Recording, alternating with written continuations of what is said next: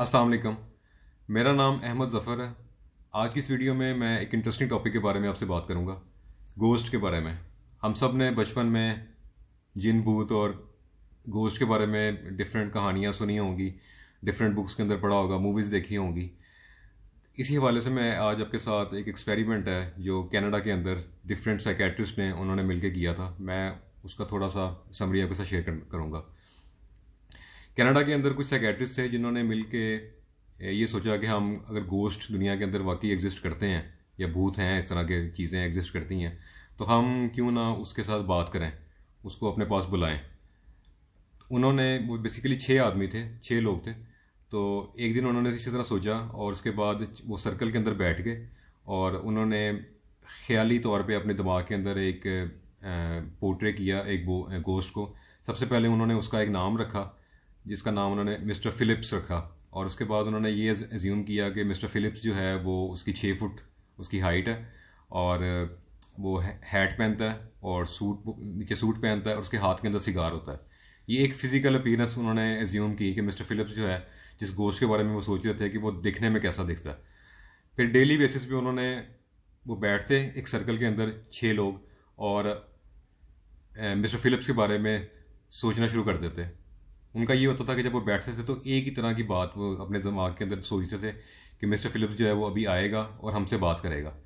करते करते daily basis पे जब वो इसको एक्सरसाइज को करते गए तो मिस्टर फ़िलिप्स तो नहीं आया, लेकिन उनको ये पता लगना शुरू हो गया। उनमें से हर इंसान को, जब वो बैठते थे 6 के 6, तो हर बंदे को ये पता होता था कि मेरे साथ वाला बंदा जो है वो इस वक्त क्या सोच रहा है, एंड सो ऑन। यानी कि वो इस तरह 6 के 6 जो सर्कल के अंदर थे, हर दूसरे बंदे को ये पता होता था कि मेरे साथ वाला जो बैठा है वो इस वक्त उसके दिमाग के अंदर क्या चल रहा है, वो वही सोच रहा है जो मैं सोच रहा हूँ।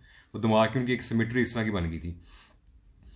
फिर हुआ ये कि मिस्टर फ़िलिप्स तो नहीं आया, लेकिन उन्होंने एक दिन मिस्टर फ़िलिप्स के बारे में उसको, यानी कि 6 के 6 ने अपने दिमाग के अंदर सोचा कि मिस्टर फ़िलिप्स अगर तुम हो तो हमें अपनी प्रेजेंस शो कराओ किसी भी तरीके से, हमसे बात करो, या लेट्स सपोज हमारे पास एक टेबल है, अगर तुम यहाँ पे हो तो इस टेबल के ऊपर टैप करो। तो हुआ ये कि उन 6 के 6 ने उस टेबल के ऊपर टैप की आवाज़ सुनी। उन 6 लोगों ने एकदम अपनी आंख खोली तो वहाँ पे कोई भी नहीं था, लेकिन उन सब ने एक दूसरे के साथ जब बात की तो उन सब ने कहा कि हाँ, हमने ये आवाज़ सुनी है इस वक्त। 1972 के अंदर उन 6 साइकोलॉजिस्ट ने इसको अपनी इस एक्टिविटी को कमर्शलाइज करने के लिए टीवी चैनल के ऊपर आके प्रोग्राम एक किया, जिसमें ऑडियंस के अंदर जितने लोग बैठे हुए थे उन सब के सामने इसको डिमॉन्स्ट्रेट किया उन्होंने, कि वहाँ पे एक टेबल रखी और इसी तरह वो सर्कल के अंदर बैठ के, और उन्होंने सबसे पहले मिस्टर फ़िलिप्स को बुलाया अपने, यानी कि माइंड के अंदर सोच के कि मिस्टर फ़िलिप यहाँ पे आके इस टेबल के ऊपर टैप करो। तो जब उसने टैप किया तो ऑडियंस के अंदर, ना कि उन 6 लोगों ने सुना, कि ऑडियंस के अंदर जितने लोग बैठे थे उन सब ने आवाज़ सुनी टैप की। फिर यहाँ तक कि उसने टेबल को एक जगह से उठा के दूसरी जगह के ऊपर रखा और सब ने उस चीज़ को देखा। मैं ये जिस एक्सपेरिमेंट का आपके साथ जिक्र कर रहा हूँ, ये कोई एजम्पशन नहीं है, ये एक माइंड वेव्स के नाम से बुक है। आप इसको इंटरनेट के ऊपर सर्च कर सकते हैं। उसके अंदर ये पूरा वाकया जो है तफसील के साथ, उसकी पूरी डिटेल के साथ उसको मेंशन किया गया, इसको बताया गया है, और ये रियलिटी है। 1972 के अंदर ये वाकई कैनेडियन टीवी के ऊपर ये 6 साइकेट्रिस्ट जो थे, ये इनकी अपीयरेंस हुई थी और इन्होंने इसको एक्सपेरिमेंट को वहाँ पे करके दिखाया था। फिर उन्होंने आहिस्ता आहिस्ता इस चीज़ को कमर्शलाइज करना शुरू कर दिया, यानी कि वो इतने फेमस हो गए कनाडा के अंदर कि अर्ली 70s के अंदर, मिड 70s तक वो इस चीज़ को कमर्शलाइज करना शुरू हो गया और उन्होंने किया, और वहाँ से उनको काफ़ी फेम भी मिला और लोग उनके बारे में काफ़ी, यानी कि पहले कोई भी नहीं जानता, लेकिन इस एक्टिविटी के बाद लोगों ने उनको जानना शुरू कर दिया और वो काफ़ी फेमस हो गए थे। फिर एक दिन ऐसा हुआ कि उनमें से एक आदमी जो था वो बीमार हो गया। जब वो बीमार हुआ तो बेसिकली वो एक चेन रिएक्शन की सूरत में एक बैठते थे जब 6 के 6 लोग, तो जब उनका इकट्ठा, यानी कि माइंड एक ही चीज़ के ऊपर फोकस होता था, तब ये एक्टिविटी परफॉर्म वो करते थे। जब एक बंदा उसमें से स्टेप डाउन कर गया, बीमार हो गया, वो परफॉर्म नहीं कर सकता था, बैठ नहीं सकता था वहाँ पे, उसकी हेल्थ जो है वो इजाज़त नहीं देती थी इस चीज़ की। तो जब वो 5 बंदे रह गए तो उसकी वजह से उनका वो ये चेंज थी वो टूट गई, और जो वो गोश्त था मिस्टर फ़िलिप्स, वो भी उसके बाद दोबारा कभी नहीं आया।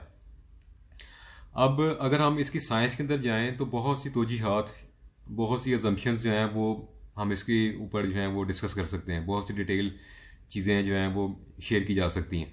असल में हमारे दिमाग के अंदर एक एनर्जी होती है, वो एनर्जी जिसको हम जो ख्यालात होते हैं जिसकी वजह से हम बहुत सी चीज़ें ऐसी होती हैं जिनको मटीरियलाइज कर सकते हैं, सिर्फ हमारी थॉट्स के ऊपर वो चीज़ें बेस करती हैं। आज इस स्टोरी को इस वीडियो के अंदर शेयर करने का मेरा मकसद यही था कि मैं एक एग्जाम्पल के थ्रू आपको समझाऊं कि ये चीज़ हम अपने इर्द गिर्द के माहौल से जो चीज़ें परसीव करते हैं, हमारा माइंड जिन चीज़ों के ऊपर फोकस करता है, ज़िंदगी के अंदर बाज़ औक़ात ऐसा होता है, बल्कि बहुत दफ़ा ऐसा होता है कि हम वो चीज़ जो हम सोच रहे होते हैं, जो हमारे माइंड के अंदर होती हैं, जो बार बार हम जिन चीज़ों के ऊपर फोकस कर रहे होते हैं, वैसा ही हमारी ज़िंदगी के अंदर होना शुरू हो जाता है। इसलिए कहा गया है कि हमेशा पॉजिटिव सोचें और नेगेटिविटी से बचें। अगर आप हर वक्त नेगेटिव थॉट्स आपके दिमाग में आएंगी तो आप देखेंगे कि आपके इर्द गिर्द के माहौल के अंदर नेगेटिविटी आना शुरू हो जाएगी।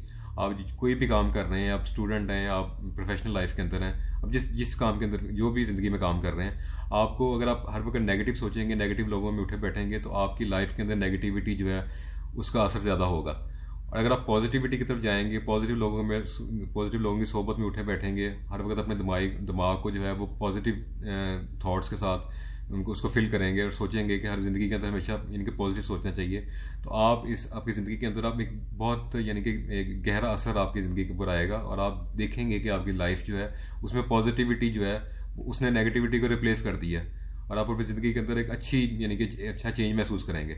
मैं यही से अपनी बात को ख़त्म करूँगा, कंक्लूड करूँगा इस एक हदीस शरीफ के साथ, जिसमें फरमाया गया है कि अल्लाह ताला के बारे में हमेशा नेक गुमान करना चाहिए। अल्लाह ताला फरमाता है कि मैं अपने बंदे के बारे में वैसा ही हूँ जैसा वो मेरे बारे में गुमान करता है। यानी अगर अल्लाह ताला के बारे में नेक गुमान करेंगे, अच्छा गुमान करेंगे, तो आपकी ज़िंदगी के अंदर अल्लाह ताला की ज़ात वैसे ही असबाब पैदा करना शुरू कर देगी।